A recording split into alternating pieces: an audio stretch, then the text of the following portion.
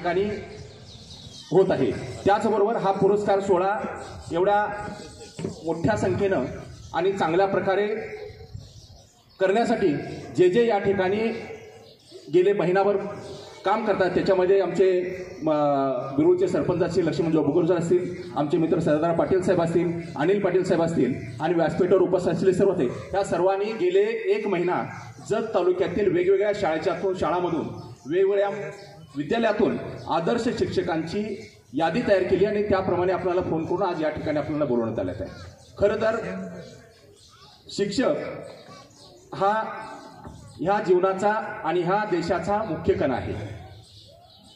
Nobel पारितोषिक विजेती पाकिस्तानची नागरिक युसुफ मलाला हिचं एक वाक्य होतं, ज्यावेळेला तिला नोबेल पारितोषिक मिळालं त्यावेळेला तिनं एकच वाक्य शेवटी सांगितलं की 1 blackboard, 1 chalk and 1 teacher can change the world. म्हणजे 1 फळा, 1 चॉक आणि 1 शिक्षक जगामध्ये परिवर्तन घडवून आणतो। तेच परिवर्तन तुम्हाला आम्हाला येत्या काही काळामध्ये या जत तालुक्यामध्ये घडवून आणायचा त्याच्या पाठीमागचा सार्थ उद्देश आहे। टाकाला जाऊन मोगात दडवून आम्हाला ठेवायचं नाही आहे। एवढ्या मोठ्या प्रमाणामध्ये पुरस्कार का देण्यात आले याच्या पाठीमागचा उद्देश तोच आहे की तुमच्याशी आमचं संभाषण व्हावं, तुमच्या अडचणी जाणून घ्याव्या आणि तुम्ही जे चांगलं काम करताय ते लोकांच्यामध्ये पोहोचवावं, हा त्याच्या पाठीमागचा खरा उद्देश आहे। आणि या माध्यमातूनच माननीय गोपीचंद पळेकर साहेबांच्या संकल्पनेतून, संजीव तैली आणि त्यांचे सर्व मित्रपरिवार यांच्या कल्पनेतून हा पुरस्कार या ठिकाणी आज या ठिकाणी दिला जातोय सर्वांना। तुमच्या सर्वांचं या ठिकाणी अभिनंदन तर आहेच, पण हा पुरस्कार सोहळा देत असताना तुम्ही जे चांगलं काम करताय त्याचा गौरव तर होतोच आहे, पण भविष्यामध्ये तुमच्या जबाबदाऱ्याही आम्ही वाढवतोय हेही तुम्ही लक्षात घेतलं पाहिजे।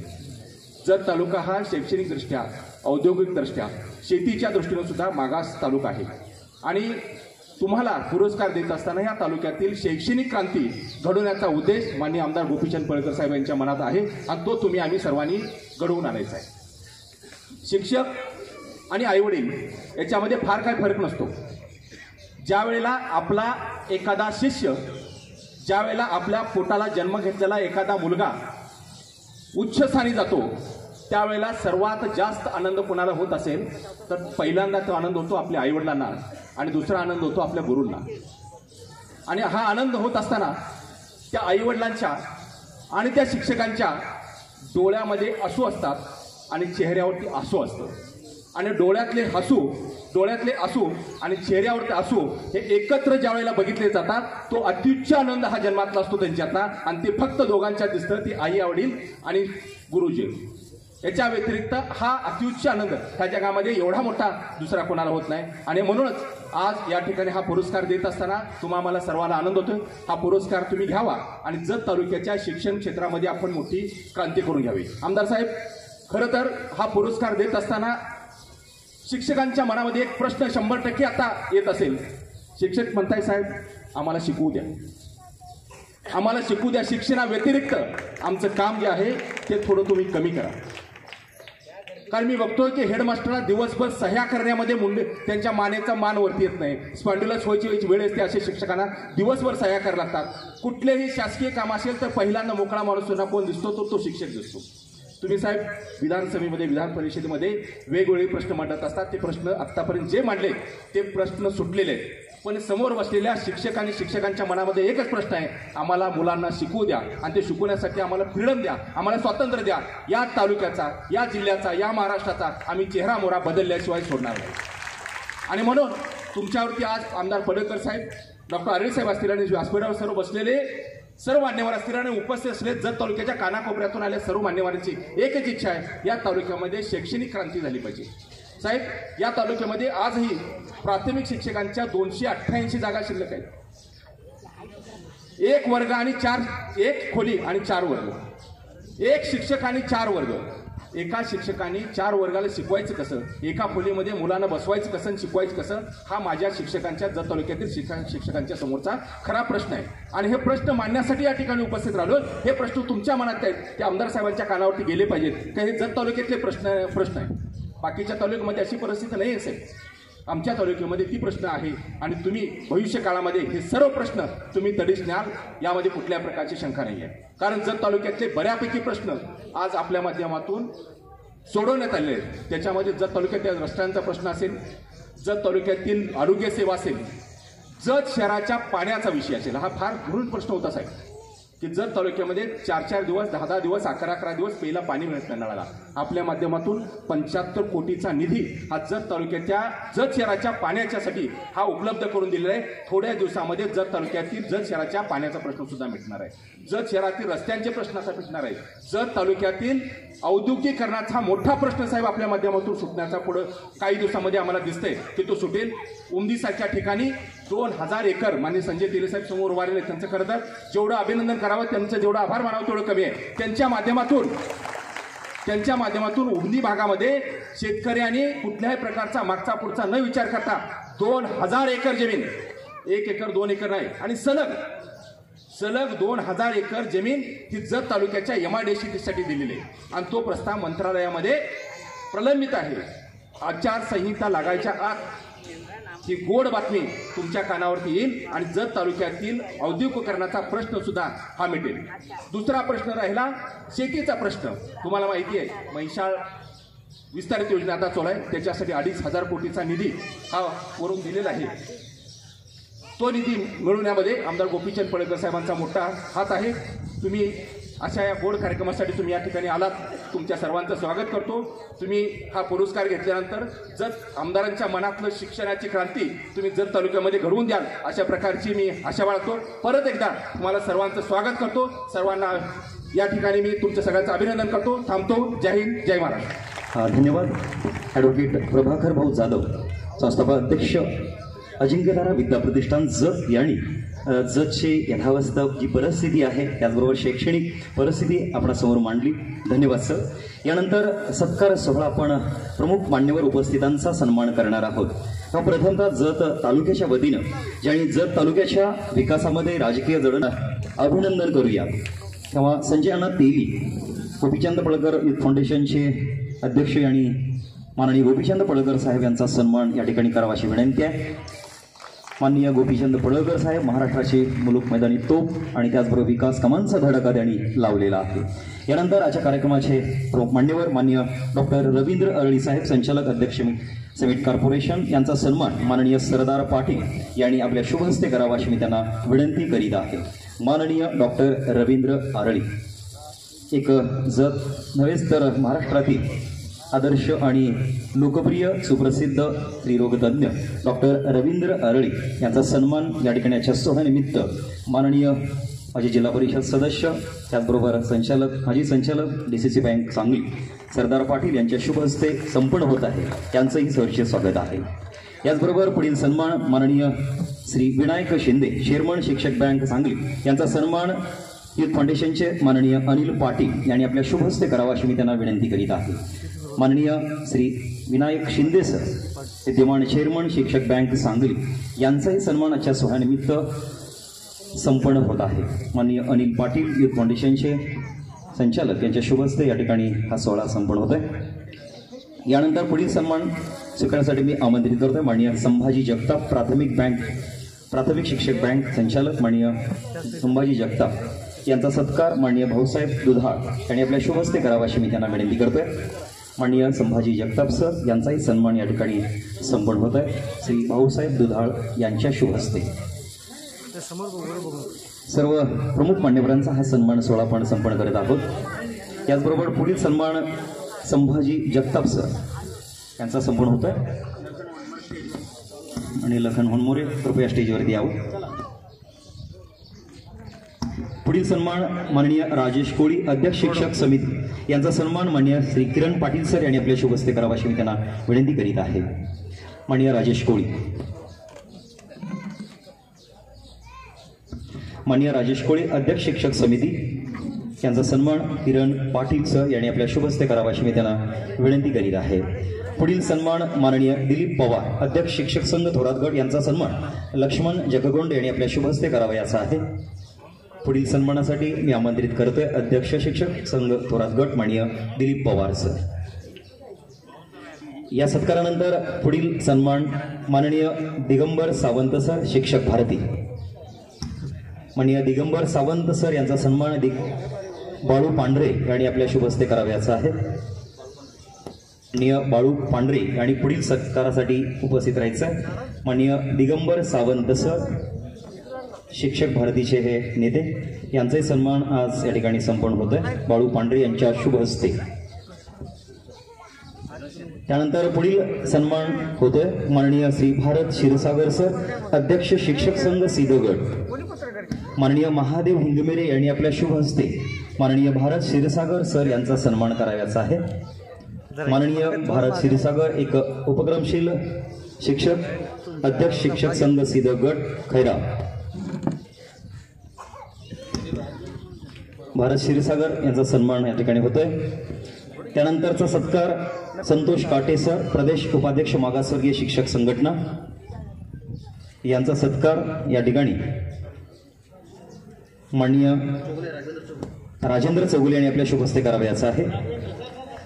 राघवेंद्र यांनी आपल्या शुभ हस्ते हा सत्कार करायचा आहे. संतोष काटे सर, माननीय संतोष काटे सर, प्रदेश उपाध्यक्ष मागासवर्गीय शिक्षक संघटना. यानंतर पुढील सन्मान गुरुबसू वाघोली, अध्यक्ष जुनी पेन्शन संघटना, यांचा सत्कार शशिकांत पाटील सर यांनी आपल्या शुभ हस्ते करायचा आहे. माननीय गुरुबसू वाघोली, अध्यक्ष जुनी पेन्शन संघटना. यानंतर सिद्धेश्वर कोरे सर, पदवीधर शिक्षक संघटना, यांचा सत्कार सिद्धेश्वर कोरे यांचा सन्मान होतोय. यानंतर पुढील सन्मान लखन होणमोरे सर, कार्याध्यक्ष कास्ट्राईब शिक्षक संघटना, लखन होणमोरे यांचा सत्कार संजय तेली यांनी आपल्या शुभ हस्ते करावा अशी विनंती आहे. लखन होणमोरे सर यांचा सन्मान माननीय संजय तेली यांनी आपल्या शुभ हस्ते करावा ही विनंती आहे. पुढील सत्कार तेव्हा व्यासपीठावरील सर्व मान्यवरांचा या ठिकाणी गुलाब पुष्प देऊन सन्मान करावयाचा आहे. पुढील सन्मान माननीय आकाराम मासा. व्यासपीठावरील सर्वांचा आपण सन्मान गुलाब पुष्प देऊन करावा अशी विनंती आहे. आकाराम मासाळ, त्याचबरोबर ॲडव्होकेट माननीय प्रभाकर जाधव सर, माननीय लक्ष्मण सिद्धिरेड्डी सावकर, माननीय किरण पाटील सर, त्याचबरोबर आयुर्वेदिक कॉलेजचे प्राचार्य माननीय भोसले सर, माननीय बालगावकर सर, माननीय बसवराज पाटील, माननीय तम्मा कुलाळ आणि महादेव पाटील आदी सर्व उपस्थित मान्यवरांचाही सन्मान आपण व्यासपीठावरती माननीय संजय तेली यांनी आपला शुभ हस्ते संपन्न कराव्याची विनंती आहे. अतिथी देवो भव असं म्हटलं जातं, म्हणून सर्व अतिथी मान्यवरांचा सन्मान करणं ही आपली भारतीय संस्कृती. या प्रथेप्रमाणे या ठिकाणी सर्व उपस्थित मान्यवरांचा सन्मान माननीय संजय तेली सावकार यांच्या शुभ हस्ते या ठिकाणी संपन्न होत आहे. अजूनही ज्यांना फेटा बांधला नसेल त्याने स्टेजच्या उजव्या बाजूला कोपऱ्यामध्ये फेटा बांधून घेण्यासाठी यायचं आहे. पुरस्कार प्राप्त सर्व शिक्षक शिक्षिका, त्याचबरोबर सर्व व्यासपीठावरील मान्यवरांचाही गुलाब पुष्प देऊन आपण सन्मान करावा ही विनंती आहे. या सन्मान सोहळ्यानंतर या ठिकाणी काही मनोगत व्यक्त होणार आहेत. मनोगत व्यक्त होण्यापूर्वी माझी नम्र विनंती राहील, क्षमस्व, की आपण थोडक्यातच आपलं मनोगत या ठिकाणी व्यक्त करायचं आहे. तेव्हा मनोगतासाठी मी आमंत्रित करतोय चेअरमन शिक्षक बँक सांगली माननीय विनायक शिंदे सर यांनी आपलं थोडक्यात मनोगत व्यक्त करावं. माननीय विनायक शिंदे सर. आज सन्माननीय आमदार गोपीचंद पळकर साहेब युथ फाउंडेशनच्या वतीनं आदर्श शिक्षक गौरव पुरस्कार व सन्मान सोहळा आयोजित केलेला आहे. त्या कार्यक्रमाचे प्रमुख अतिथी विधान परिषदेचे अभ्यासू आणि तडाखेबाज आमदार सन्माननीय गोपीचंद पळकर साहेब, या कार्यक्रमाचे संयोजक आणि प्रसिद्ध स्त्रीरोगतज्ञ सन्माननीय आरडी साहेब, व्यासपीठावरील सर्वच मान्यवर आणि सभागृहातील सर्व आदर्श पुरस्कार शिक्षक बंधू आणि भगिनी, पत्रकार बंधू, आज एका चांगल्या आणि शिक्षकांच्या पाठीवर थाप मारणाऱ्या अशा एका चांगल्या कार्यक्रमाचं आयोजन सन्माननीय गोपीचंद पडळकर साहेब युथ फाउंडेशनच्या वतीनं आयोजित केलं. त्याबद्दल मी जिल्ह्यातल्या तालुक्यातल्या तमाम शिक्षक बंधू भगिनींच्या वतीनं या युथ फाउंडेशनचं मनापासून अभिनंदन करतो. आमच्या प्राथमिक असेल, माध्यमिक असेल, सर्वच शिक्षकांच्या पाठीवर कौतुकाची थाप मारण्यासाठी आपण बहुमूल्य आपला वेळ दिला आणि शिक्षकांनी आपण आता आमच्या प्रभाकर भाऊनी जे काय व्यथा मांडल्या, व्यथानंतर मांडता येतील, पण जे काम करतात त्यांच्या पाठीवर थाप मारण्याचं फार मोठं योगदान आणि काम आपण आज हाती घेतलं. त्याबद्दल मी आपलं मनापासून आपल्याला धन्यवाद देतो. आपल्या कामाबद्दल अखंड जत तालुकाच काय आमदार साहेबांच्या की अखंड सांगली जिल्हा आणि महाराष्ट्रसुद्धा परिचित आहे की विधान परिषदेत गरजणारी तोप म्हणून आपल्याकडे पाहिलं जातं. हीच तोप आमच्या सगळ्या शिक्षकांच्या वतीनं आपल्याला विनंती आहे की आमच्या शिक्षकांच्या प्रश्नासाठी विधान परिषदेत जरा आवाज उठवावा. आणि आत्ता कालच 5 सप्टेंबरला एक GR काढला साहेब. वयाची 58 वर्ष झाल्यानंतर शिक्षकांची कार्यक्षमता संपलेली असते आणि त्यांना सेवानिवृत्त केलं जातं. आणि प्रत्येक खात्यात आहे, नुसतं शिक्षकच नाही, पण प्रत्येक खात्यातला शासकीय कर्मचारी वयाची 58-60 झाल्यानंतर सेवानिवृत्त होतो. पण शासनानं असा एक निर्णय घेतला की 20 पटाच्या आतील शाळेवर एकच परमनंट शिक्षक द्यायचा आणि एक सेवानिवृत्त शिक्षक द्यायचा. एकदा 60 वर्ष पूर्ण झाल्यावर, 58 वर्ष पूर्ण झाल्यावर तो शिक्षक काय शिकवणार त्या मुलांना? हा सगळ्यात मोठे गंभीर प्रश्न. हे चाललंय काय? आता बेरोजगार एक शिक्षक नेमायचा. आमची सगळ्यांना विनंती आहे, आपण सगळेजण बहुजनांच्या पोटी जन्माला आलेलो आपण सगळेजण कार्यकर्ता आहे. हे बहुजनांचं शिक्षण टिकावं यासाठी आपण विधान परिषद आवाज उठवून उद्या आपण विधानसभेला सुद्धा आमदार व्हावं. आमच्या सगळ्या सभासदांच्या वतीनं आपल्याला शिक्षकाच्या वतीनं मनापासून आमच्या शुभेच्छा आहेत. हा आवाज आपला विधान परिषद विधानसभेमध्ये घुमला तर आमच्या शिक्षकांचं फार मोठं काम होईल आणि आपण एक तळागाळातपासून अगदी एवढ्या उच्च पातळीपर्यंत पोहोचलाय. तशी सांगली जिल्हा ही राजकारणाची खाण आहे. पूर्वी राज्यसभा, माझ्या माहितीप्रमाणे माझ्या 30-32 वर्षाच्या सेवेमध्ये राज्यसभेवर एक फक्त हिंदकेसरी मारुती माने साहेब तेवढेच गेले. आणि विधान परिषदेवर काही मोजके नेते जातात.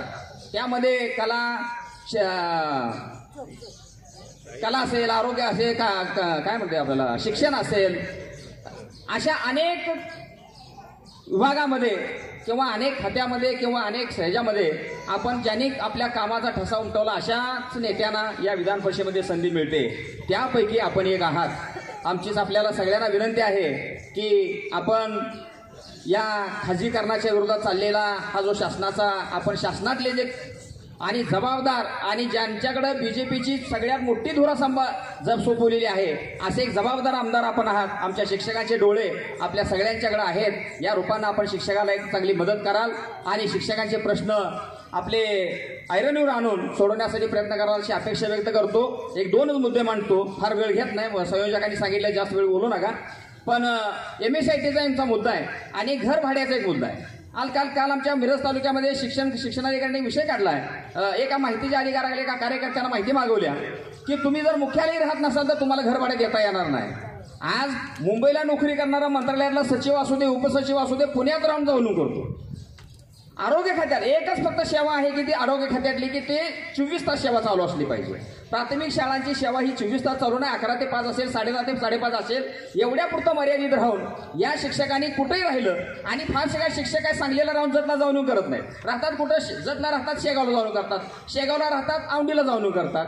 अशा 5-10 किलोमीटर, 10-20 किलोमीटर अंतरावर शिक्षक राहतात. पण कोण तर माहितीचा अधिकार मागवतो आणि शिक्षण ही जिल्हा परिषद प्रशासन आदेश काढतं की यांचं घर भाडं कपात करा.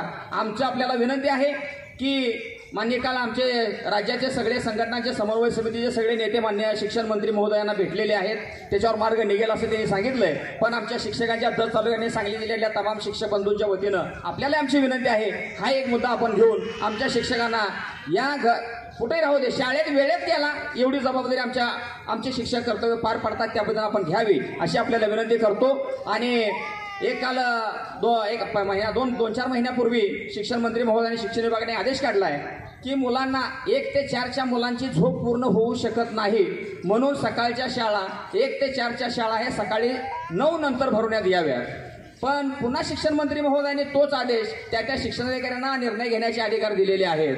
पण आम्ही सगळ्या जिल्ह्यातल्या सगळ्या संघटना अखंड महाराष्ट्रामध्ये 2-3 जिल्हे असे राहिले की सगळ्याच जिल्ह्यातली शाळा सकाळी 7:30 ते 11 आहे. पण आपल्या जिल्ह्यातल्या शिक्षणाधिकाऱ्यांनी आजच्या शाळेची वेळ आपली 9 ते 1:30 ठेवल्या.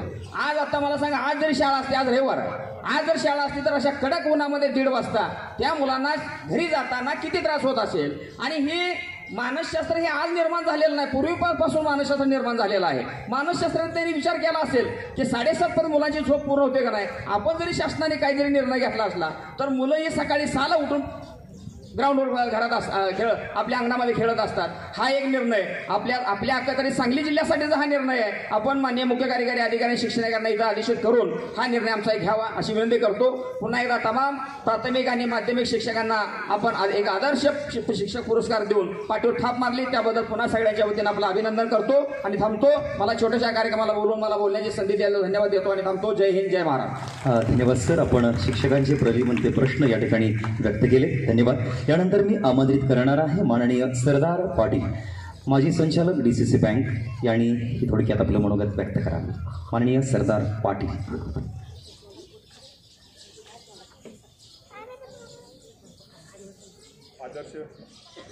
आदर्श शिक्षक पुरस्कार गोपीचंद पडळकर युथ फाउंडेशनच्या वतीनं देण्यात येणारा यावर्षी घोषित झाला आहे. सर्वप्रथम मी सर्व ज्यांना पुरस्कार घोषित झाले सर्व शिक्षकांचं मी मनापासून अभिनंदन करतो.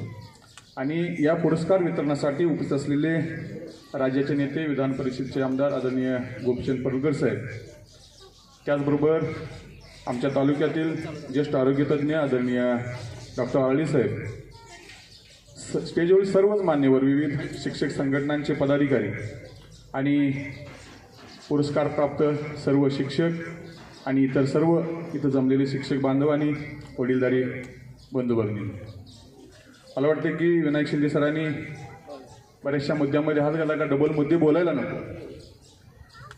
पण आमदार साहेब, आमची आपल्याकडे दुसरी एक मागणी की काल परवा एक सभा झाली आणि त्या शिक्षकांचं अधिवेशन झालं शिर्डीला, आणि त्या अधिवेशनामध्ये महाविकास आघाडीच्या काही नेत्यांनी आमचं सरकार आल्यानंतर जुनी पेन्शन जाहीर करतो असं सांगितलं. सध्याला या भाजपच्या शासनानं NPS जाहीर केलंय, पण आमदार साहेब हे NPS या शिक्षकांना मान्य नाही. ह्यांना पाहिजे OTS, ओल्ड शिक्षण योजना, यांना पाहिजे शिक्षणची पेन्शन पद्धत आहे ती पाहिजे, आणि त्यासाठी खास करून आपण आवाज उठवला पाहिजे. महत्त्वाची बाब आहे. दुसरा विषय की या भागामध्ये मगा सरांनी सांगितलं की एका 20 शिक्षकामध्ये एक शिक्षक 20 मुलांच्या मागाने, त्यानंतर मग रिटायर्ड शिक्षक. खास करून आमच्या जतच्या भागातला जर विचार केला किंवा सांगली जिल्ह्याचा, आम्ही जिल्हा परिषदला असताना बरेच सर सुद्धा या ठिकाणी शिक्षण समितीधारक होते. आमचाही प्रश्न तोच होता की वारंवार की शिक्षणाचे काही तर जर तालुक्यामध्ये शिक्षकांची संख्या कमी आहे, आज मला वाटते 200-250 शिक्षकांची संख्या आमदार साहेब या ठिकाणी कमी आहे, आणि हा जर बॅकलॉग भरून काढायचा असेल तर मग शेवटी भरती झाली पाहिजे. आणि शासनाने जी भरतीची बंदी घातली ही पहिल्यांदा भरतीची बंदी उठवली पाहिजे. आणि जोपर्यंत भरतीची बंदी उठवत नाही तोपर्यंत ज्यांचे 58 वर्ष पूर्ण झालेत, हे 58 वर्ष शिक्षक पूर्ण झालेले ते बरेचसे काही इच्छुक असतील नसतील, पण त्यापेक्षा त्या ठिकाणी 20,000च्या मानधनावर आपण शिक्षक देत आहात. तो शिक्षक जो नवीन D.Ed झालाय, नवीन B.Ed झालाय, नवीन M.Ed झालाय, याला दिलं तर कमीत कमी इतरापेक्षा ज्याला पेन्शन मिळणार आहे तिकडे जाऊन तो आता 58 वर्ष रिटायर झाल्या, त्यापेक्षा त्याचं घर चालेल, यासाठी सुद्धा आपण प्रामुख्याने आवाज उठवला पाहिजे. नक्कीच या तालुक्यामध्ये शाळांची संख्या असेल किंवा शिक्षकांची संख्या असेल, जेवढी शाळांची संख्या तेवढी शिक्षकांची संख्या नाही. आणि ज्या ठिकाणी शाळा आहेत त्या ठिकाणी शिक्षक नाहीत, आणि ज्या ठिकाणी शिक्षक आहेत त्या ठिकाणी शाळा नाही, अशी परिस्थिती आहे. जाता जाता एक आमदार साहेब आपल्याला उदाहरण देतो. इथूनच 2-3 किलोमीटर अंतर माने वस्ती आहे. मला वाटते की त्या माने वस्तीचा मी जिल्हा परिषद सदस्य असताना मला वाटते की 21-22ला मी आवाज उठवला होता. कारण ह्या जत परिसरातल्या ज्या शहरातल्या शाळा आहेत, ह्या शाळा इथं नगर परिषद असल्यामुळं त्या वर्ग नगर परिषदेकडे झाले नाहीत. जिल्हा परिषदेला वाटतं की ती शाळा आता नगर परिषदनं बघावी, नगर परिषदमध्ये तेवढा फंड नाही किंवा ते बघू शकत, त्यांच्या ताब्यात नाहीत. आणि भागातल्या शाळा आहेत. मग माझ्यासारखा एखादा जिल्हा परिषद असेल तो माझ्या भागातलं बघणार. ह्या शहरातल्या भागासाठी म्हणून अजिबात इथं व्यवस्था होत नाही. माने वस्तीची शाळा 21 पासून पडली होती. आताच्या सद्यस्थितीला पण आपण जर जाऊन त्या शाळेमध्ये बघितलं, ती मुलं तिथल्या देवळामध्ये बसतात, झाडाखाली बसतात. आता एक 15 दिवसापूर्वी तिथलं फाउंडेशन पूर्ण झालंय. म्हणजे अशी अवस्था आहे. त्यामुळं आमदार साहेब, आपण एक विनंती आहे आपल्याला, बाकीची कामं सगळी होत जातील, कुठं सभामंडप इतर काही सगळ्याच गोष्टी होत जातील, पण ह्या तालुक्यातला प्रश्न जो आहे तो शिक्षणाचा आणि आरोग्याचा आहे. ह्याच्याकडे आपण प्रामुख्यानं लक्ष द्यावं. आणि नक्कीच येणाऱ्या काळामध्ये जे काही वारं व्हायला लागलंय याच्यासाठी सुद्धा आम्हाला आमच्या शुभेच्छा असतील. आणि या वाऱ्याच्या माध्यमातून या जत तालुक्याचा विकास होईल एवढीच आम्ही अपेक्षा बाळगतो. संयोजकांना 2 मिनिटं बोलण्याची संधी दिली त्याबद्दल संयोजकाचं मनापासून आभार मानतो. आणि परत एकदा सर्व आदर्शप्राप्त शिक्षकांना अभिनंदन करून मी थांबतो. जय हिंद, जय महाराष्ट्र. धन्यवाद माननीय सरदार पाटील. जतच्या चौफेर विकासासाठी संधी सर्वांनाच हवी आहे. यानंतर मी आमंत्रित करतोय आपलं मनोगत थोडक्यात व्यक्त करण्यासाठी माननीय संजय अण्णा तेली यांनी खास करून या संपूर्ण कार्यक्रमाचं अतिशय नेटकं नियोजन केलं. असे आपण सर्वांचे लाडके माननीय संजय अण्णा तेली. ಹಲೋ, ಎಲ್ಲರ ಅಪೇಕ್ಷೆ ಮೇರೆಗೆ ನಮಗೆ ಕನ್ನಡ ಮಾತಾಡತ್ತಂದ್ರೆ ನಾವು ಕನ್ನಡ ಮಾತಾಡೋರಿದ್ದೀವಿ. ಇವತ್ತಿನ ದಿವಸ ಜತ್ ಗ್ರಾಮದಲ್ಲಿ ಮತ್ತು ಜತ್ ತಾಲೂಕಿನ ವತಿಯಿಂದ ಗೋಪಿಚಂದ್ ಪಡೋಳ್ಕರ್ ಸಾಹೇಬರ ಯೂತ್ ಫೌಂಡೇಶನ್ ವತಿಯಿಂದ ಜತ್ ತಾಲೂಕಿನ ಒಂದು ಆದರ್ಶ ಶಿಕ್ಷಕ ಪುರಸ್ಕಾರವನ್ನು ಮಾಧ್ಯಮಿಕ ಮತ್ತು ಪ್ರಾಥಮಿಕ ಆದರ್ಶ ಶಿಕ್ಷಕ ಪುರಸ್ಕಾರವನ್ನು ನಿಯೋಜನ ಇವತ್ತು ಒಂದು ಯೂತ್ ಫೌಂಡೇಶನ್ ವತಿಯಿಂದ ಆಯೋಜನ. ಎಲ್ಲ ನಮ್ಮ ಯೂತ್ ಫೌಂಡೇಶನ್ ಯುವಕರಿಗೆ ಧನ್ಯವಾದ. ಮತ್ತು ಅದೇ ರೀತಿ ಇವತ್ತಿನ ಕಾರ್ಯಕ್ರಮಕ್ಕೆ ಮಹಾರಾಷ್ಟ್ರ ವಿಧಾನ ಪರಿಷತ್ ಸದಸ್ಯರಾದಂಥ ಮತ್ತು ನಿಮ್ಮ ಎಲ್ಲರ ನೆಚ್ಚುಮೆಚ್ಚಿನ ಭಾವಿ ಜತ್ ತಾಲೂಕಿನ ವಿಧಾನಸಭಾ ಆಮದಾರ್ ಅಂತೇಳಿ ಎಲ್ಲರೂ ಲಕ್ಷ್ಯ ಇಟ್ಟು ನೋಡುವಂಥ ಒಂದು ವ್ಯಕ್ತಿ ಅಂದ್ರೆ ಗೋಪಿಚಂದ್ ಪಡೋಳ್ಕರ್ ಸಾಹೇಬ್ರೆ. ಅದೇ ರೀತಿ ನಮ್ಮ ಆದರ್ಶ ಮಾರ್ಗವನ್ನು ಮಾಡುವಂಥ ಮತ್ತು ನಮ್ಮ ಎಲ್ಲರ ಗುರು ಹಿರಿಯರು ಮತ್ತು ನಮ್ಮ ಮಾರ್ಗದರ್ಶನ ಆದಂಥ ಡಾಕ್ಟರ್ ರವೀಂದ್ರ ಅರಳಿ ಸಾಹೇಬ್ರೆ. ಅದೇ ರೀತಿ ವ್ಯಾಸಪೀಠದ ಮ್ಯಾಗ ಆಗಮಿಸಿದಂಥ ಎಲ್ಲ ಗಣ್ಯಮಾನ್ಯ ವ್ಯಕ್ತರಿಗೆ ನಮಸ್ಕರಿಸಿ ಇವತ್ತಿನ ದಿವಸ ಈ ಕಾರ್ಯಕ್ರಮ ನಿಮಿತ್ತವಾಗಿ ಎಲ್ಲ ಶಿಕ್ಷಕ ಮತ್ತು ಶಿಕ್ಷಕಿಯ ಒಂದು ಪುರಸ್ಕಾರವನ್ನು ಆಯೋಜನೆ ಮಾಡಿದರ ಆ ಯೂತ್ ಫೌಂಡೇಶನ್ ವತಿಯಿಂದ ಅವರಿಗೆ ಮಗದೊಮ್ಮೆ ಅಭಿನಂದನ.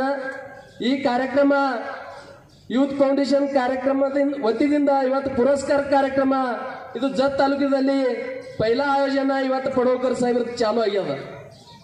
ಇದು ಈಗ ಚಾಲು ಆಗ್ಯದ ಅಂದ್ರೆ ಟೇಲರ್ ಅದ, ಪಿಕ್ಚರಿನ ಮುಂದದ. ಈಗ ನಮಗೆ ಇದು ಏನಿದ್ದದು ಯೂತ್ ಫೌಂಡೇಶನ್ ದಿಂದ ಪಡೋಳ್ಕರ್ ಸಾಹೇಬ್ರ ಕಾರ್ಯಕ್ರಮ ಇವತ್ತು ಒಂದು ಶಿಕ್ಷಕ ಪುರಸ್ಕಾರ ನಿಮಿತ್ತವಾಗಿ ಈ ಕಾರ್ಯಕ್ರಮವನ್ನು ಆಯೋಜನೆ ಮಾಡ್ಯದ. ಇನ್ನು ಮುಂದೆ ಬರೋ ದಿವಸದಾಗ ಪ್ರತಿಯೊಂದು ವರ್ಷದಾಗ 2-3 ಈ ಯೂತ್ ಫೌಂಡೇಶನ್ ದಿಂದ ಇವತ್ತು ನಮ್ಮ ತಾಲೂಕಿನಲ್ಲಿ ಒಂದು ಪ್ರಾಮಾಣಿಕ ಯಾವುದೇ ಒಂದು ಕೆಲಸ ಮಾಡುವಾಗ ಒಂದು ಯಾವುದೇ ಶಿಕ್ಷಕ ಖಾತೆ ಇರಲಿ, ಒಂದು ಯಾವುದೋ ಆರೋಗ್ಯ ಖಾತೆ ಇರಲಿ, ಯಾವುದೋ ಒಂದು ವೈದ್ಯಕೀಯ ಖಾತೆ ಇರಲಿ, ಎಲ್ಲ ಖಾತೆದಾಗ ಯಾರ ಇವತ್ತು ಪ್ರಾಮಾಣಿಕ ಕೆಲಸ ಮಾಡ್ತಾರಲ್ಲ ಅವರಿಗೆ ಒಂದು ಯೂತ್ ಫೌಂಡೇಶನ್ ವತಿಯಿಂದ ನಾವೆಲ್ಲರೂ ಅವರಿಗೆ ಸತ್ಕಾರ ಮತ್ತು ಅವರಿಗೆ ನಾವು ಇದು ಎಲ್ಲರೂ ಕೂಡಿ ಅವರಿಗೆ ಪುರಸ್ಕಾರ ಕೊಡುವುದು ಒಂದು ವಿಚಾರ ಇವತ್ತು ಯೂತ್ ಫೌಂಡೇಶನ್ ನಿರ್ಣಯ ತಗೊಂಡು ಇವತ್ತು ಶಿಕ್ಷಕರು ವಿಚಾರ ಮಾಡಿ ಶಿಕ್ಷಕರದು ಪುರಸ್ಕಾರ ಪೈಲಾ ಇರಲಿ ಅಂತೇಳಿ ಇವತ್ತು ಪಡೋಳ್ಕರ್ ಸಾಹೇಬ್ರ ಆದೇಶ ಮೀರಿಗೆ ಇವತ್ತು ಈ ಕಾರ್ಯಕ್ರಮವನ್ನು ಆಯೋಜನೆ ಮಾಡಿದೆವು.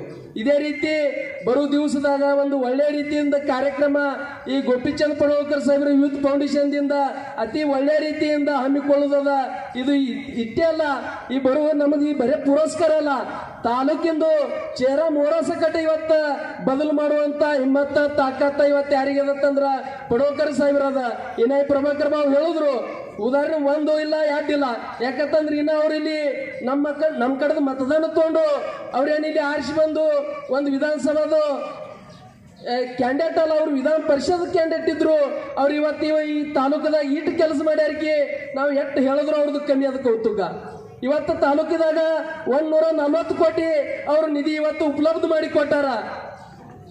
ಎದ್ರ ಕಾಲ ಕೊಟ್ಟರು ಈ ದುಷ್ಕಾಳ ತಾಲೂಕ ಇದು ಹಟಾಸ್ಬೇಕಂತೇಳಿ ಇದು ವಿಚಾರ ಇಟ್ಕೊಂಡು ಇವತ್ತು ಈ ತಾಲೂಕಿನ ಕಾಲಾಗ 140 ಕೋಟಿ ರೂಪಾಯಿ ಅವ್ರ ನಿಧಿ ಕೊಟ್ಟಾರ. ಇನ್ನ ಪ್ರಭಾಕರ್ ಬಾಬು ಹೇಳ್ದಂಗ ಉಮ್ದಿ ಒಳಗ 2,000 ಎಕರೆ ಒಂದು ಏರಿಯಾದಾಗ ಒಂದು MIDC ಮಾಡುವಂತ ವಿಚಾರ ಇವತ್ತು ಯಾರಂತ ಬಂದದ ಅಂದ್ರೆ ಪಡೋಕರ್ ಸಾಹೇಬ್ರ ಅಂತ ಬಂದದ. ಅಂತ ವಿಚಾರದಾರ ಇವತ್ತ ನೇತಾ ನಮಗ ನಿಮಗೆ ಎಲ್ಲ ಹಮ್ಮ್ಯಾರ, ನಮಗ ನಿಮಗೆ ಸಿಗವ್ರಾರ. ಭಾವಿ ಅಂದ್ರೆ ಭಾಳ ದಿವಸದಾಗ ಏನಿಲ್ಲ, ಇನ್ನು ತಿಂಗಳು 2 ತಿಂಗಳದಾಗ ನಾವು ನೀವು ಎಲ್ಲರೂ ವಿಚಾರ ಮಾಡಿ ಒಂದು ನಿರ್ಣಯ ತಗೊಂಡು ಇವತ್ತಿನ ದಿವಸ ನಾವು ಹೇಳ್ತೇವೆ ಪಡೋಕರ್ ಸಾಹೇಬ್ರದ ಟಿಕೆಟ್ ಫೈನಲ್ ಅದ. ಯಾರು ಹೇಳಿದ್ರು ಅದು ಏನು ವಿಚಾರ ಮಾಡಬೇಡ್ರಿ, ಇವತ್ತು ಇಷ್ಟೇ ಹೇಳೋದದ. ನಾನು 2 ಮಾತುಗಳನ್ನು ನಿಂದಿಸ್ತೀನಿ. ಜೈ ಹಿಂದ್ ಜೈ ಭಾರತ್. धन्यवाद. ये तो ट्रेलर है, पिक्चर अभी बाकी है असंच त्यांनी आपलं मनोगत सांगितलं आणि विकास कामांचा धडाका असंच अखंडित चालू राहणार आहे असं त्यांनी सांगितलेलं आहे. धन्यवाद. यानंतर मी आमंत्रित करतोय माननीय डॉक्टर रवींद्र अरडी साहेब यांनी मनोगत व्यक्त करावं. या ठिकाणी खास करून आजच्या कार्यक्रमाला माननीय रवी मानवर, माननीय चौगुले सर, माननीय अनंत वाघमारे, माननीय संतोष मोठे, अण्णा भिसे आदी मान्यवर उपस्थित आहेत. त्यांचंही मनपूर्वक सहर्ष स्वागत आहे. सुस्वागत आहे. माननीय आमदार गोपीचंद पळकर यूथ फाउंडेशन च्या वतीने घेण्यात येणारा हा शिक्षकांचा सन्मान सोहळा, या प्रसंगी उपस्थित असलेले महाराष्ट्राचे नेते, विधान परिषदचे आमदार गोपीचंद पळकर साहेब,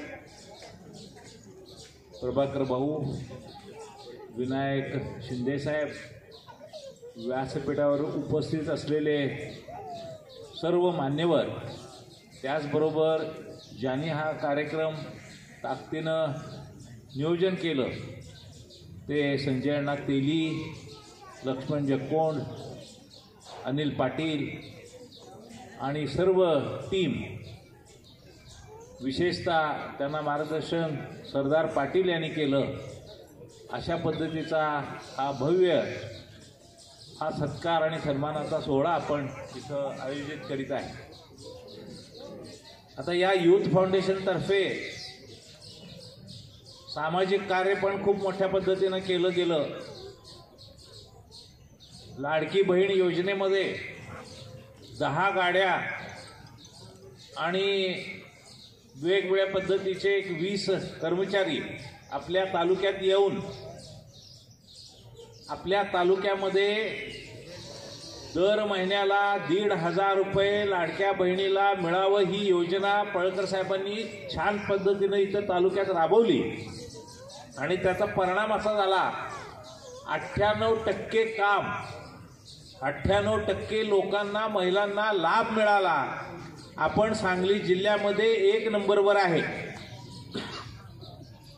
म्हणजे इतक्या बहिणींना त्यांच्या अकाउंटमध्ये पैसे मिळवण्यासाठी त्यांनी खास करून काम केलं. पत्रकार बंधूंना याची माहिती आहे की जेणेकरून इतर तालुक्यामध्ये हे काम 60-70% वर गेलेलं असताना आपण 98% पर्यंत हे काम पूर्ण केलं. सामाजिक कार्य हे पहिल्यापासूनच इथं मोठ्या जोमानं करताना दिसत आहेत. आता राजकारण आणि समाजकारणमध्ये गडबड कशी आहे तर सीताफळ खाताना कसं होते तसं एकत्रित होते असं मला वाटतंय. सीताफळ खाताना आपण खात बिया थुकतो का बिया थुकत खातो हे कळत नाही. तसं राजकारणाचं समाजकारण करत राजकारण करायचं का राजकारण करत समाजकारण करायचं ही खूप अवघड गोष्ट आहे. परंतु आजचा जो कार्यक्रम आहे हा फक्त सन्मानाचा नसून तुमच्या समस्या सोडवण्यासाठी सुद्धा हा कार्यक्रम आहे आणि हा कार्यक्रम आपण योग्य माणसाच्या समोर मांडतोय आणि एक बुलंद आवाज जो विधान परिषदेमध्ये उठवला पाहिजे तो आवाज उठवण्याची ताकद गोपीचंद पळकर साहेबांच्याकडे आहे. आणि तुमच्या ज्या अनेक समस्या विनायक शिंदे साहेबांनी असू देत किंवा आपले सरदार पाटील साहेब असू देत, ह्या सगळ्या लोकांच्या ह्या समस्या मांडण्याचं काम ते करतील असा विश्वास मला आहे. त्याच पद्धतीनं ज्या पद्धतीची डेव्हलपमेंट आपल्या तालुक्यात अपेक्षित होती 100 कोटीच्या वरचा निधी आणण्यापासून अनेक सभागृह सभामंडपांना निधी उपलब्ध देण्यापासून गुड्डापूर दानम्मा देवी येथे 5 कोटीचा निधी तिथल्या डेव्हलपमेंटसाठी त्यांनी खास करून आणला खरं म्हणजे हे अभिनंदनास खूप पात्र आहे. बरं झालं खूप उशिरा काय होईना टाळ्या वाजल्या. मला असं वाटत होतं की माझं पहिलं वाक्याला टाळ्या पडतील, दुसऱ्या वाक्याला टाळ्या पडतील. ते बहुतेक फेट्यामुळं ऐकू येते का नाही येते हाही विषय आहे. बरं, ऐकू येऊन सुद्धा आपण आदर्श शिक्षक पुरस्कार घेतोय, टाळ्या कशा वाजवायच्या हाही प्रश्नचिन्ह असेल. ह्या सगळ्या प्रश्नचिन्हातून तरी सुद्धा तुम्ही सगळे जागे आहात, त्याचा मला मनापासून आनंद झाला. ही जागृतता आपण या येणाऱ्या विधानसभेत ठेवायचं आहे. हे जागृत जे आपण राहणार आहात, चौकस बुद्धीनं पाहायचं आहे. आणि हे कॉम्पिटिशन खूप पद्धतीनं चांगल्या पद्धतीचं कॉम्पिटिशन आहे मी म्हणतो. त्याच्यामुळं परवा अजित गोपचडे खासदार साहेब पण जत तालुक्याला येऊन गेले. त्यांनी जाहीर केलं की जे काही भारतामध्ये अनेक असे मंदिरं डेव्हलप करायचे असतात, प्रसादम म्हणून एक योजना केंद्र शासनाची आहे.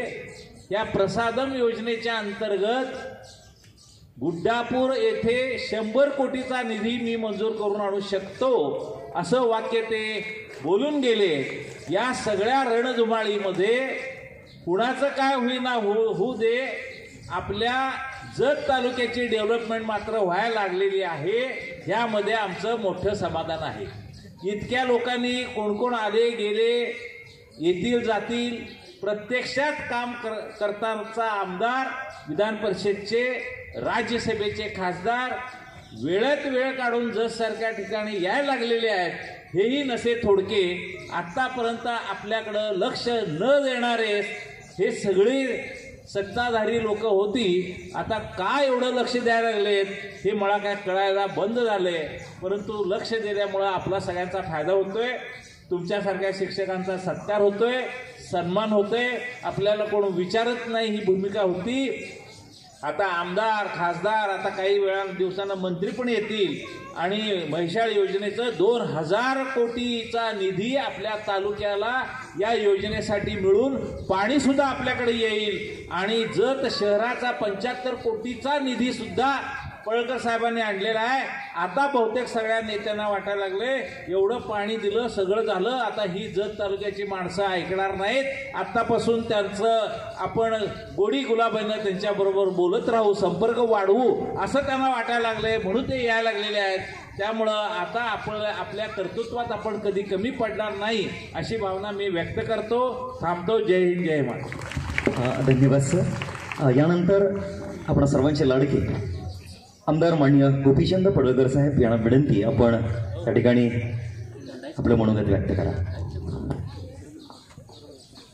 गुरुर ब्रह्मा गुरुर विष्णू गुरुर देवे महेश्वरा गुरुर साक्षात परब्रह्म तस्मै श्री गुरुवे नमः.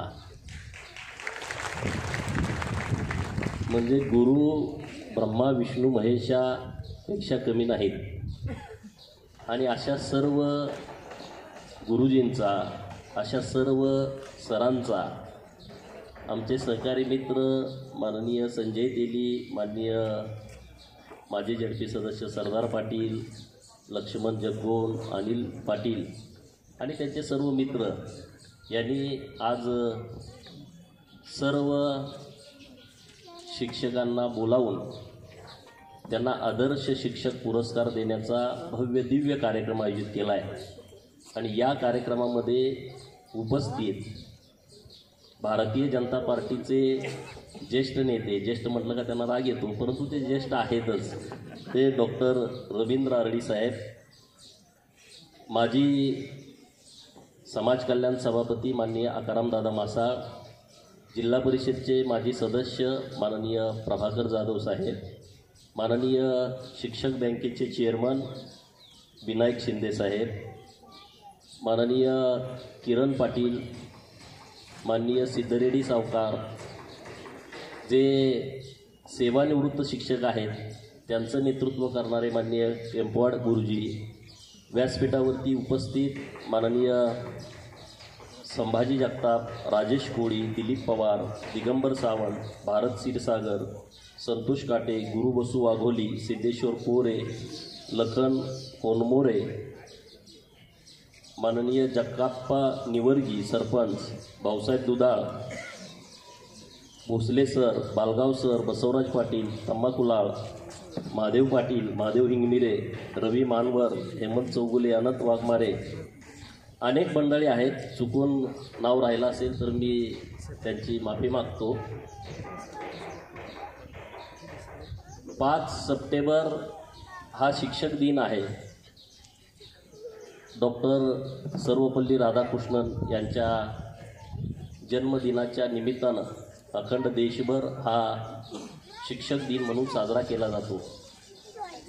पत्रकार मित्रही मोठ्या संख्येनं आजच्या कार्यक्रमाला उपस्थित आहेत. खरं तर आजचा हा आदर्श शिक्षक पुरस्काराचा कार्यक्रम, काही असे शिक्षक असतील की जे यातून चुकून राहिले पण असतील, त्यांची आम्ही दिलगिरी व्यक्त करतो की आता इतक्या मोठ्या प्रमाणामध्ये या पुरस्काराचं वितरण आज होतं आहे. आदर्श शिक्षक म्हणजे नुसता तो त्यांच्या विषयातला अत्यंत पारंगत शिक्षक, त्यांना त्यांच्या विषयातलं खूप शिकवता येतं आहे म्हणजे तो आदर्श असा मी मानत नाही.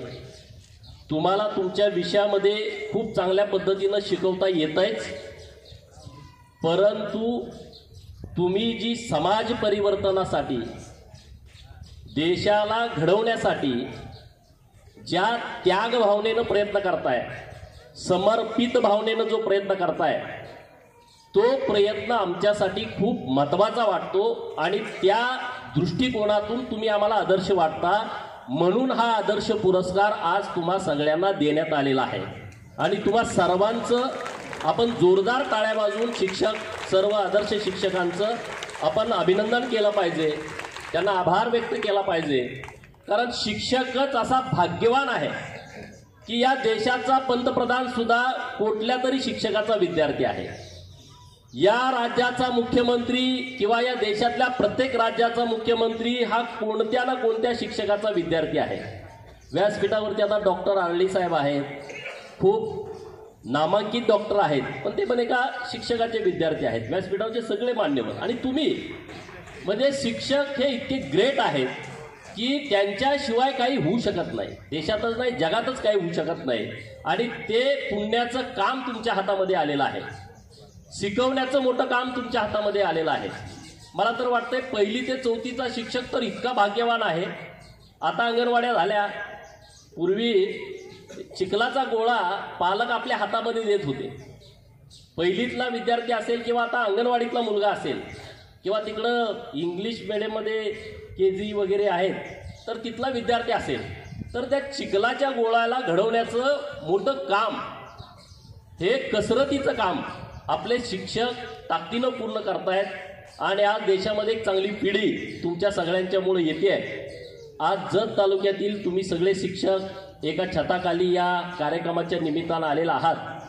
तर एक मी उदाहरण तुम्हाला देणार आहे. गुरु आणि शिष्य एकत्रित आल्यानंतर काय घडू शकतं, गुरु आणि शिष्यानं मनावरती घेतल्यानंतर काय परिवर्तन घडू शकतं, ते गुरु शिष्याचं उदाहरण मला तुमच्या समोर ठेवायचं आहे. कृष्णाजी केळुसकर गुरुजी ज्यांनी शिवचरित्र लिहिलं, छत्रपती शिवाजी महाराजांचा इतिहास ज्यांनी लिहिला, ते कृष्णाजी केळुसकर गुरुजी आणि त्यांचे विद्यार्थी महामानव डॉक्टर बाबासाहेब आंबेडकर यांचं एक उदाहरण मला तुमच्या समोर द्यायचं आहे. छत्रपती शिवाजी महाराजांचा जाज्वल इतिहास केळुसकर गुरुजींनी शिवचरित्रामध्ये लिहिला आणि त्यांची इच्छा होती की शिवचरित्र हे जगाच्या पाठीवरती गेलं पाहिजे. इंग्रजीमध्ये तर गेलंच पाहिजे, परंतु त्या त्या राष्ट्राच्या ज्या राष्ट्रभाषा आहेत त्या भाषांमध्ये शिवचरित्राचं अनुवादन झालं पाहिजे आणि त्या देशामध्ये त्या प्रती गेल्या पाहिजे. इथं इंग्रजांचं राज्य होतं, इंग्रजांना हे माहीत होतं की छत्रपती शिवाजी महाराजांचं शिवचरित्र जर लोकांच्या मध्ये गेलं तर इथं मोठ्या प्रमाणामध्ये क्रांती होऊ शकते. हे इंग्रज ओळखून होते आणि इंग्रजांनी सार्वजनिकपणे या देशामध्ये शिवचरित्र विकलं जाऊ नये त्याच्यावरती बंदी घातली होती. आणि केळुसकर गुरुजींनी शिवचरित्र हे लिहिलं, त्याच्या प्रती छापल्या, त्यांनी त्यांचं घर घाण ठेवलं, त्यांच्याजवळ काय किडूक मिडूक होतं, सोनं नाणं काय होतं ते त्यांनी घाण ठेवलं, तरी सुद्धा शिवचरित्राच्या प्रती विकल्या जात नव्हत्या. शिवचरित्र बाहेरच्या देशामध्ये पाठवायचं आहे ते त्यांच्याकडून स्वप्न पूर्ण होत नव्हतं. केळुसकर गुरुजी आणि डॉक्टर बाबासाहेब आंबेडकर एकदम लहान होते.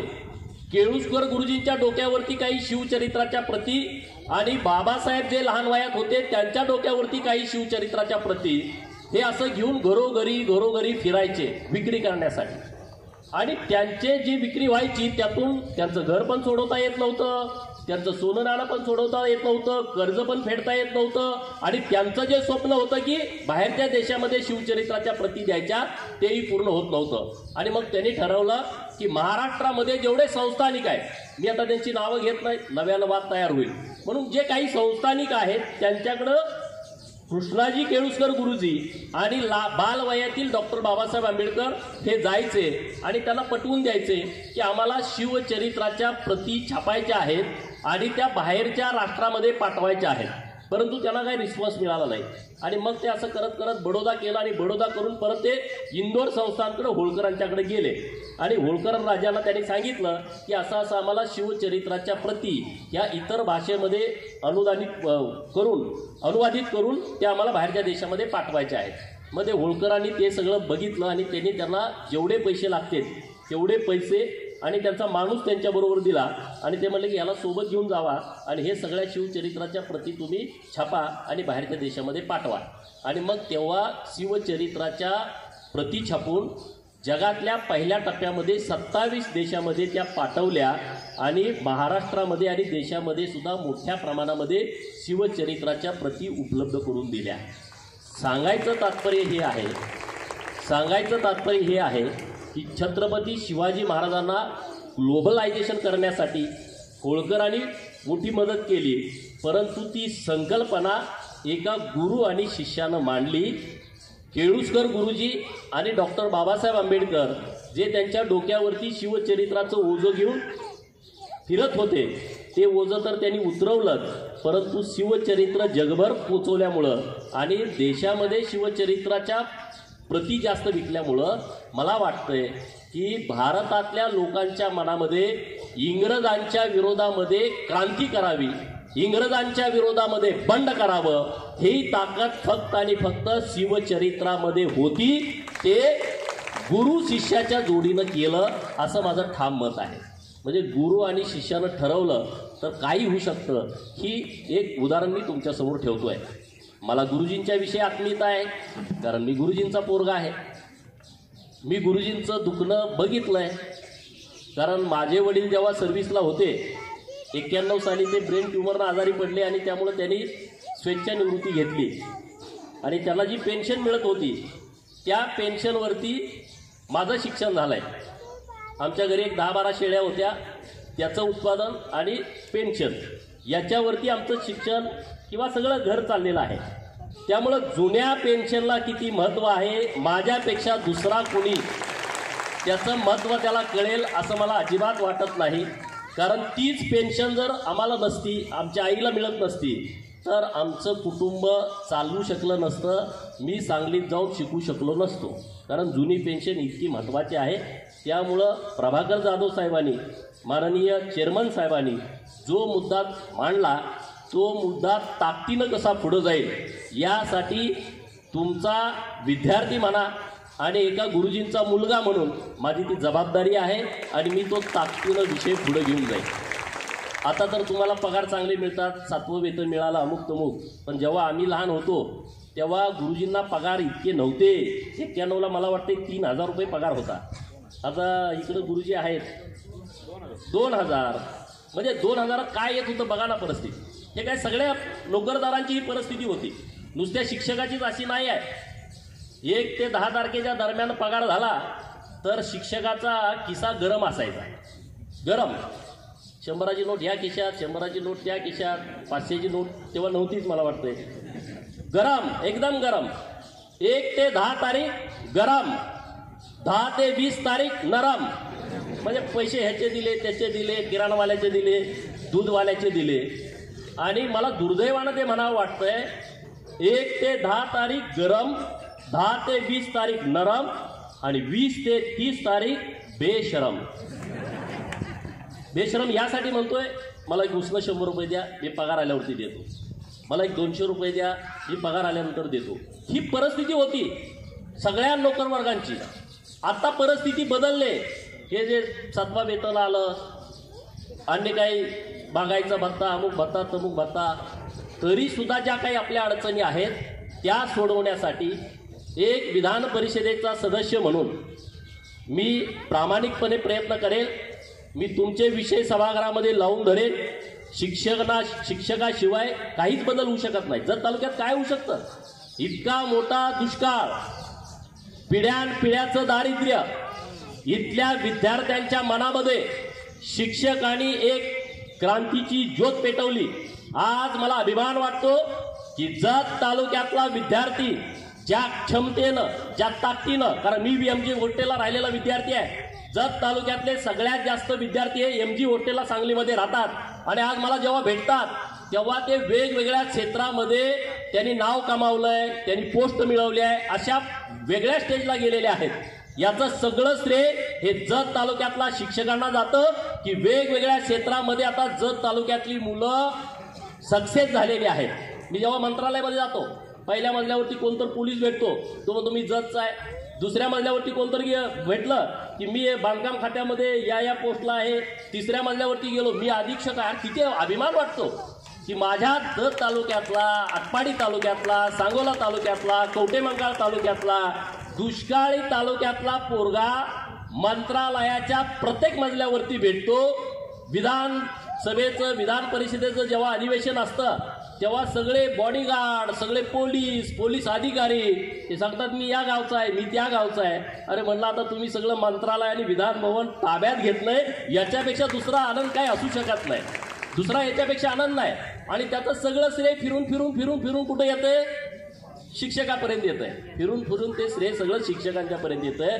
त्यामुळं शिक्षकांच्या विषयीची एक वेगळी आस्था, शिक्षकांच्या विषयी वेगळं प्रेम हे नुसतं भाषणात व्यक्त करण्यासाठी नाही, हे आमच्या नसानसामध्ये आहे, हे आमच्या मनामनामध्ये आहे.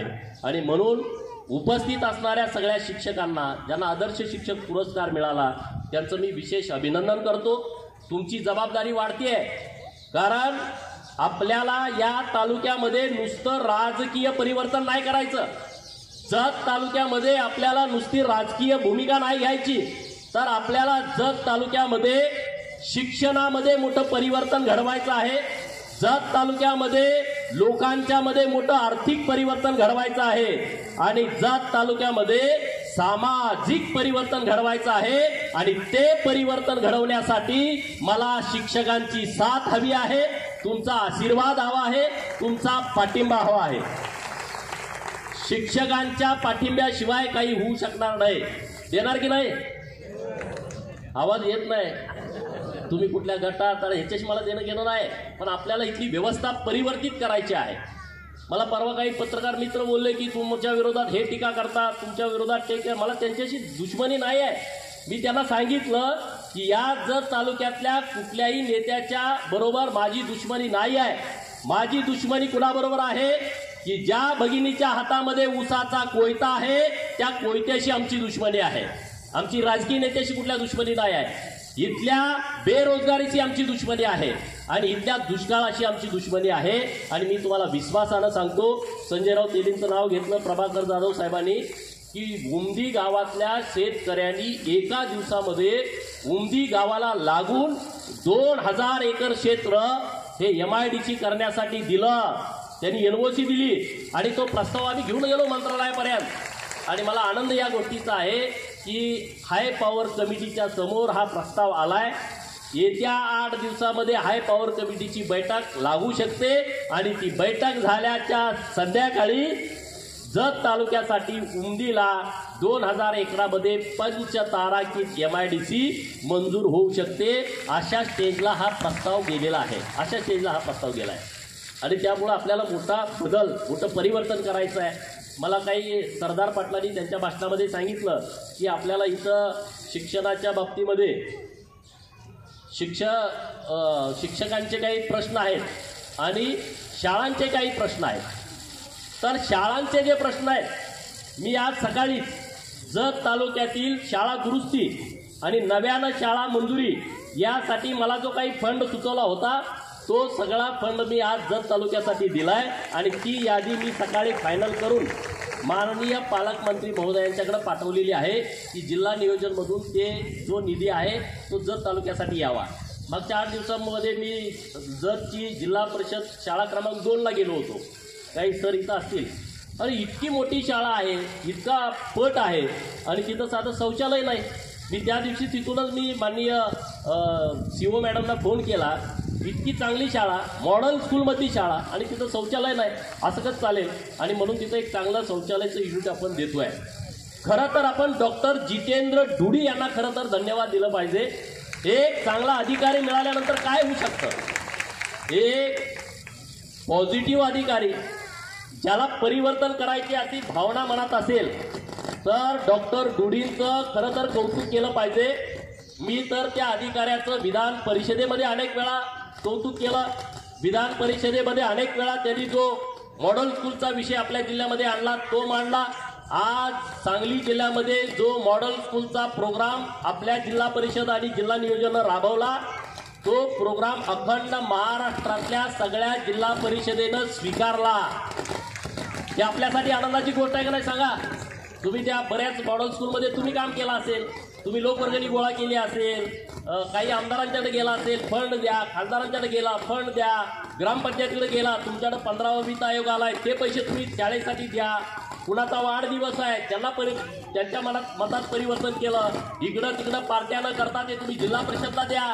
मंदिराला जास्त पैसे न देता तुम्ही जिल्हा परिषदच्या शाळांना द्या.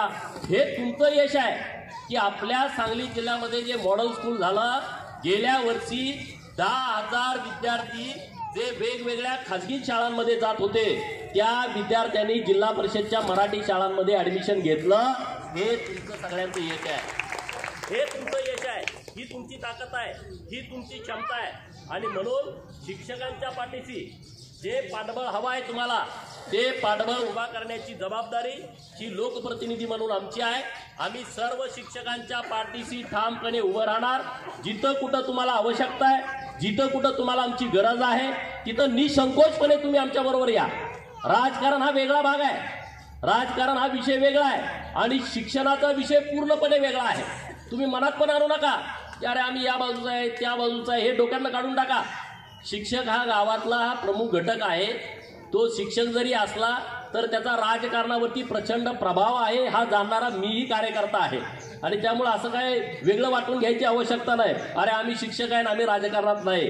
तुमच्या आम्ही सगळ्या मिटिंग बघतो, तुमच्या बैठका बघतो, तुमच्या जिल्हा बँकेचं राजकारण बघतो, तुमच्या संघटनाचं राजकारण बघतो. आमचं लक्ष आहे त्यावरती. त्यामुळं असं आम्ही काही गैरसमजात राहत नाही. अरे हा माणूस शिक्षक आहे आणि याचा राजकारणाचा संबंध नाही, हा गावचा पोलीस पाटील आहे ह्याचं गावच्या राजकारणाशी संबंध नाही. असं आम्ही समजणारे कार्यकर्ते नाही. मी गावात राहिलोय, मला माहित आहे. पोलीस पाटील म्हणतो मी सरकारी माणूस आहे, निम सरकारी माणूस आहे, मला राजकीय कार्यक्रमात येता येत नाही आणि त्याचीच गावात पार्टी असते का नाही. जत तालुक्यामध्ये किती शिक्षकांच्या पार्ट्या आहेत मी तुम्हाला सांगू शकतो. ही शिक्षकाची पार्टी आहे. माणूस त्याला पुढे केलाय, बरोबर, त्यांचा माणूस पुढे आहे, तो माग आहे, बॅकबोन. 2-3 शिक्षक मिळून त्यांची पार्टी असते, ते चालवतात. गावात काय करायचं, कसं करायचं, चांगलं करता. आमच्याकडे रिपोर्ट आहेत. त्यामुळे तुमची गरज आहेच. तुमच्या आशीर्वादाशिवाय इथं काही होऊ शकत नाही. तुमच्या आशीर्वादाशिवाय काहीच घडू शकत नाही. हे इकडं शाळेत, तिकडं बायको सरपंच आहे. हे इकडं माध्यमिक शाळेमध्ये सर, त्यांची बायको तिथं पंचायत समितीला तिकीट मागते. हे इकडं मुख्याध्यापक हायस्कूलला, तिकडं बायकोमध्ये मला जिल्हा परिषदचं सदस्यपद घेतलं पाहिजे, त्याबद्दल आमचं दुमत नाही. आणि त्यामुळं आम्ही त्या गैरसमजात नाही आहे कार्यकर्ते की आम्ही शिक्षकाशिवाय काही घडू शकत नाही, पोलीस पाटलांशिवाय काही घडू शकत नाही. गावातला साधा कोतवाल जो आहे तो सुद्धा प्रमुख आहे, त्याला सुद्धा 4 लोक मानणारे आहेत, हे आम्हाला माहीत आहे. त्यामुळं सर्व घटकांना बरोबर घेऊन आपल्याला पुढे जाण्याची आवश्यकता आहे. जत तालुक्यातील सगळ्या शाळांचा चेहरा मोहरा आपल्याला येत्या 4-5 वर्षात बदलायचा आहे. सगळ्या भौतिक सुविधा देण्याची जबाबदारी व्यासपीठावरच्या आमच्या लोकांच्याकडे आहे. आणि उत्तम दर्जाचं शिक्षण देणं ही जबाबदारी तुमची आहे. भौतिक सुविधा उपलब्ध करून देण्याची जबाबदारी आम्ही सगळे मंडळी घेतोय. त्याचा आराखडा तयार करून त्यांना कशा पद्धतीनं कुठून निधी आणायचा तो निधी आम्ही डॉक्टर आळी साहेबांच्या नेतृत्वामध्ये आम्ही जत तालुक्यातल्या सगळ्या जिल्हा परिषद शाळांना, मराठी शाळा, कन्नड शाळा आणि काही उर्दू शाळा या सगळ्या शाळांना उपलब्ध करून देण्याची जबाबदारी ही आमच्याकडे राहील. पण चांगली पिढी तुम्ही घडवताय, ती पिढी आणखी दर्जेदार कशी घडेल, महाराष्ट्रात आणि देशामध्ये ती पिढी कशा ताकदीनं पुढे जाईल याची सर्वस्वी जबाबदारी ही शिक्षकांच्या वरती येऊन टेपलेली आहे.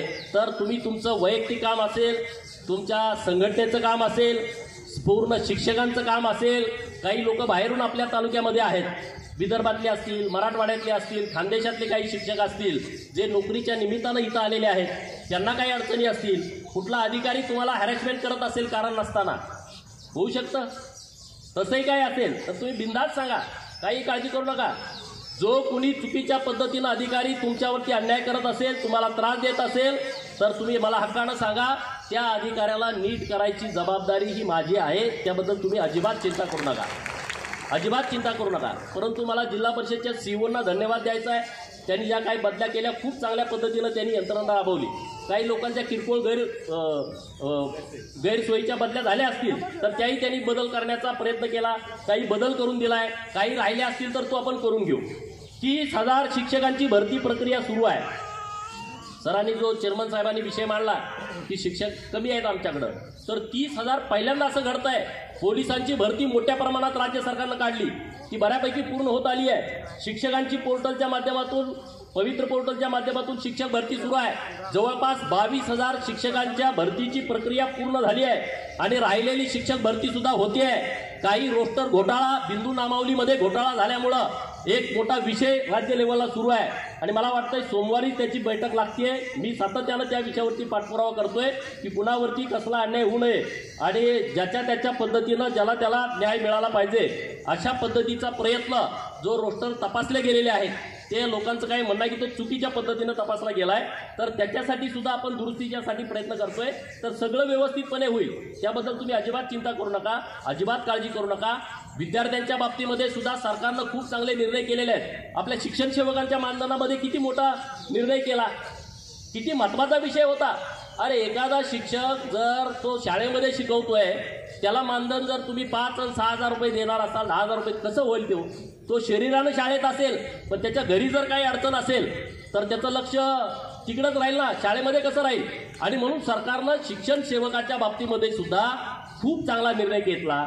ग्रामसेवक जे कंत्राटवरती आहेत त्यांच्या बाबतीमध्ये सुद्धा खूप मोठा निर्णय सरकारने घेतला. अंगणवाडी सेविकांचं मानधन वाढवलं, पोलीस पाटलांचं मानधन वाढवलं, कोतवालांचं मानधन वाढवलं, मदतनीसांचं मानधन वाढवलं, अंगणवाडी सेविकांची नव्यानं भरती, मदतनीसांची नव्यानं भरती, पोलीस पाटलांची नव्यानं भरती, कोतवालांची नव्यानं भरती. हे मी का सांगतोय तर हे गाव जे आपलं आहे ते ह्या लोकांच्या शिवाय पूर्णच होऊ शकत नाही. आता विषय राहिलाय ग्रामपंचायतच्या शिपायांचा आणि तो विषय आता आम्ही हातामध्ये घेतोय. ग्रामपंचायतच्या शिपायाला सुद्धा योग्य न्याय मिळाला पाहिजे यासाठी आता आम्ही सरकारकडे पाठपुरावा करतोय. कारण तो महत्वाचा घटक आहे ना. गावात काय झालं तर त्याला सगळे शिव्या घालतात, अरे कुठं आहेस तू, गटार तुंबलं, कुठं आहेस तू, बल्ब गेला, शिपायाला सगळे बोलतात. त्याची बाजू घेणं ही आमच्यासारखी जबाबदारी आहे, आमचं काम आहे. अण्णासाहेब भिसे आणि मोठे साहेब हेही व्यासपीठावरती आलेले आहेत. परत एकदा तुम्हा सगळ्यांना मी मनापासून खूप खूप शुभेच्छा देतो की तुम्हाला परमेश्वरच्यांनी प्रार्थना करतो माझ्या सर्व शिक्षक गुरुवर्यांचं त्यांचं आयुष्य सुखा समाधानाचं आनंदाचं जावं. त्यांच्या आयुष्यामध्ये कुठलंही दुःख, दारिद्र्य, कुठलीही अडचण येऊ नये. त्यांच्या मुलाबाळांच्या बाबत ज्यांनी जी स्वप्न बघितलेली आहेत, आमची तर गोरगरिबांची मुलं तर शिकवत आहेत, त्यांच्यासाठी शिक्षक स्वप्न बघतोय, पण त्यांची जी मुलाबाळांच्या बाबतीतली स्वप्न आहेत ती पूर्ण करण्याची शक्ती, प्रचंड शक्ती परमेश्वरानं तुम्हा सगळ्यांना द्यावी अशी प्रार्थना करतो. आणि तुम्ही सगळेजण इतक्या मोठ्या संख्येनं डॉक्टर साहेबांनी आणि सरदार पाटील संजय तेली साहेबांनी नियोजन केलं होतं. खुर्च्या अपुऱ्या आता 3-4 वेळा त्यांनी खुर्च्या मागवल्या आणि त्यामुळे काही लोकांना अजून उभं राहावं लागलं. त्याबद्दल संयोजकांच्या वतीनं आम्ही त्याची दिलगिरी व्यक्त करतो. पण इतक्या मोठा प्रतिसाद तुम्ही या कार्यक्रमाला दिला त्याबद्दल तुमचं मनापासून आभार व्यक्त करतो आणि थांबतो. जय हिंद, जय महाराष्ट्र. धन्यवाद साहेब. गुरुवेळ कोण दाखविल वाट, आयुष्याचा पथ हा दुर्गम, अवघड डोंगर घाट, अजाणता मी पथिक एकटा, गुरुविण कोण दाखवेलवाण असं सांगत असताना भारतीय संस्कृतीमध्ये गुरु शिष्याचं नातं अनन्य साधारण आहे. विद्या ही काटेरी झुडपातील हिरवळ आहे आणि ती फुलवण्याचं काम आज जत तालुक्यामध्ये जरी दुष्काळ असला तरी शिक्षणाचा दुष्काळ नाही. म्हणूनच आम्हा सर्व शिक्षकांनी मिळून राजकीय परिवर्तनाबरोबरच शैक्षणिक, आर्थिक, सामाजिक स्थैर्य मिळून काळाची गरज आहे असंच आपण मनोगतून व्यक्त करताना सर्वांना माननीय श्री धनंजय निवृत्ती नरळे आदर्श केंद्र प्रमुख म्हणून त्यांचा सन्मान या ठिकाणी संपन्न होत आहे. त्यांना मी व्यासपीठावरती आमंत्रित करतोय.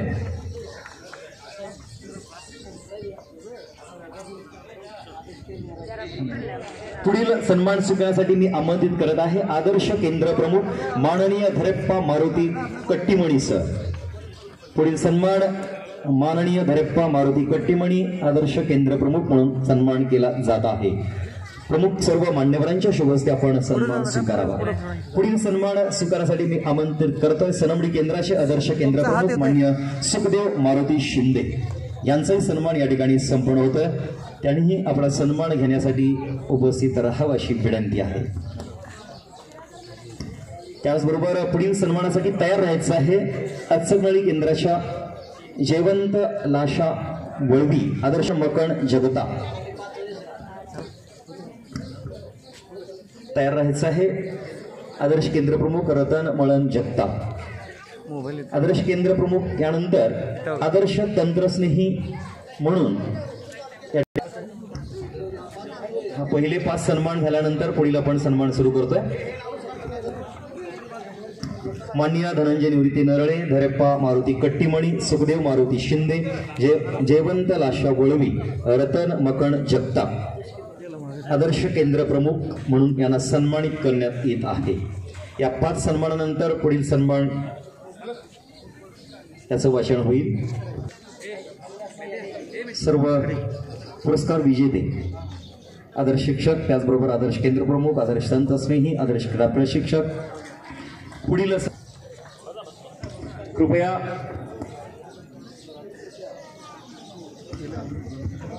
आदर्श तंत्रस्नेही बिरुळ केंद्रातून सातलिंग चित्रया किट्टद आणि उमराणीतून गुरुनाथ केवडप्पा झुंजा. त्यानंतर आदर्श क्रीडा शिक्षक कुलालवाडीहून सिद्धेश्वर यल्लप्पा कोरेसर, माननीय सिद्धेश्वर यल्लप्पा कोरेसर कुलालवाडी आदर्श क्रीडा शिक्षक म्हणून त्यांना सन्मानित करण्यात येत आहे. आज प्रमुख मान्यवरांच्या शुभ हस्ते सन्मानित करण्यात येत आहे. पुढील सन्मान आहेत आदर्श BRC शिक्षक जतचे माननीय अविनाश शिवाजी काळे सर. अविनाश शिवाजी काळे आदर्श BRC शिक्षक जत. चंद्रकांत अर्जुन कांबळे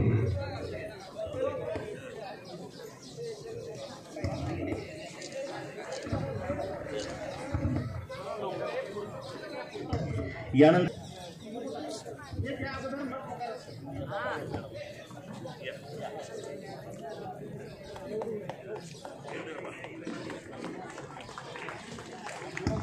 वरील सन्मानानंतर